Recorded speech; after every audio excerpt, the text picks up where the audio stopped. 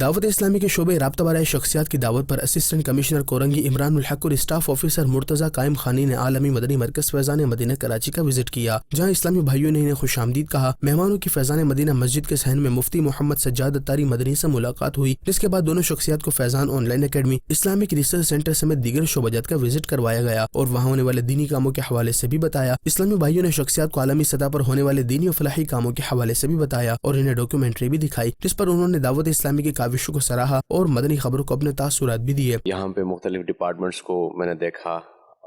جو کام کر رہے ہیں،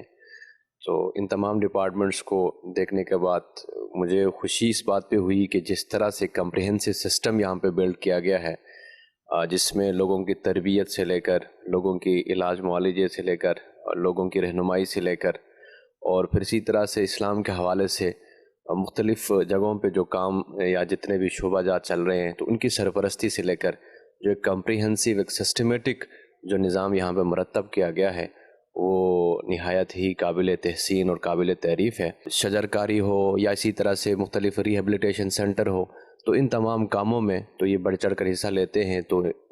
یہ بھی ایک خوشی والی بات ہے۔ اسسٹنٹ کمشنر کورنگی عمران الحق اور اسٹاف آفیسر مرتضی قائم خانی نے نماز عصر کے بعد فیضان مدینہ مسجد کے صحن میں ہونے والے درس میں بھی شرکت کی۔ درس کے بعد رکن شورا نے دونوں شخصیات سے ملاقات کی اور عالمی مدنی مرکز فیضان مدینہ کا وزٹ کرنے پر شکریہ ادا کرتے ہوئے ہفتہ وار مدنی مذاکرے اور ہفتہ وار سنتوں بھرے اجتماعات میں شرکت کی دعوت بھی پیش کی۔